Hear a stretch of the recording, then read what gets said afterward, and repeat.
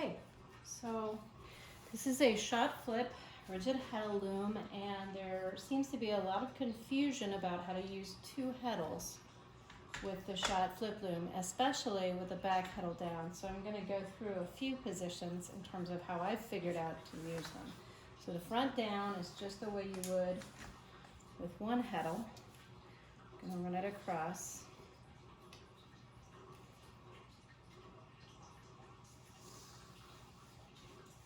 Under my selvage.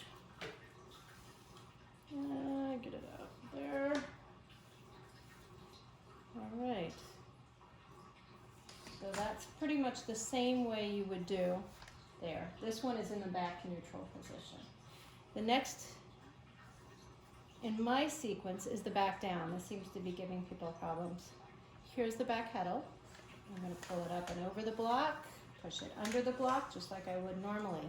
Now obviously I can't run my shuttle here because then it would be behind the heddle. And I can't just let it sit like that because then I don't really get a clean shed. So I'm going to pull it up just a little bit so it's kind of even, and then I'm going to run my shuttle through. It's always a good idea to check your shed before you do that to make sure it's clean. I haven't been having a problem with that in this pattern. So it does take two hands, but it's okay. Then I'm putting this back into neutral before I beat. Next in my sequence is both up. So I put the front heddle in the regular up position. I'm sticking the back heddle right here next to it, and it's holding itself pretty well. And my shed looks good. Okay. So those are the only three positions in this twill that I'm working right now.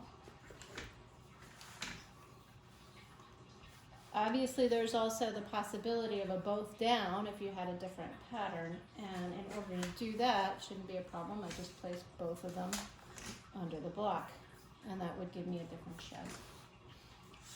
So that's how I use it. I'm going to see whether or not I can potentially do this from a different angle.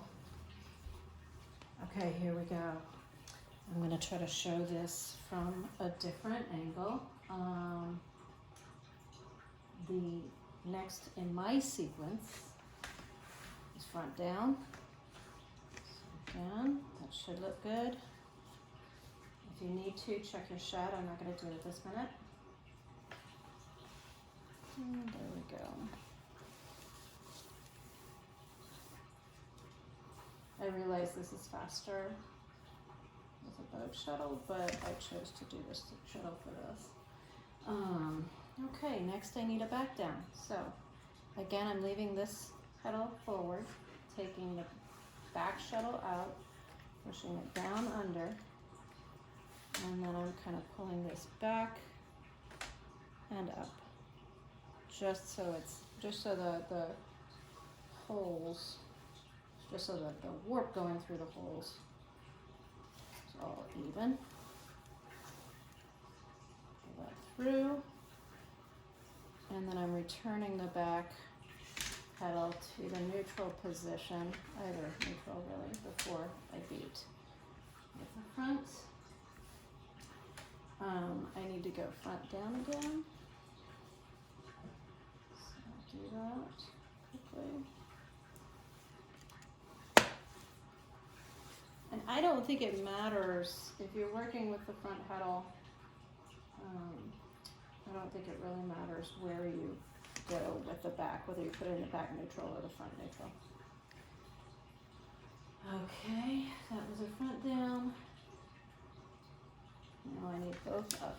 So put the front one up, back one up right behind it.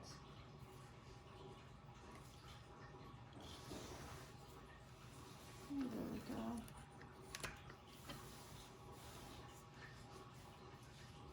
Okay. And I'm going to put the back into neutral before I beat. And that's it. Oops, sorry, that's in wrong neutral. So both back into neutral. So you can see what the individual slots are from a different angle again. This is the front up, like this. And obviously the down for either the back or the front, it's going to come down like that. This empty slot right now is the front neutral slot. This, where the second back heddle is right now, is the back neutral slot. So up, down, front neutral, back neutral. This is referred to in the shot manual instructions as the back heddle threading position. I found that it was very difficult before rolling my warp on to place the heddle here and direct warp through that heddle.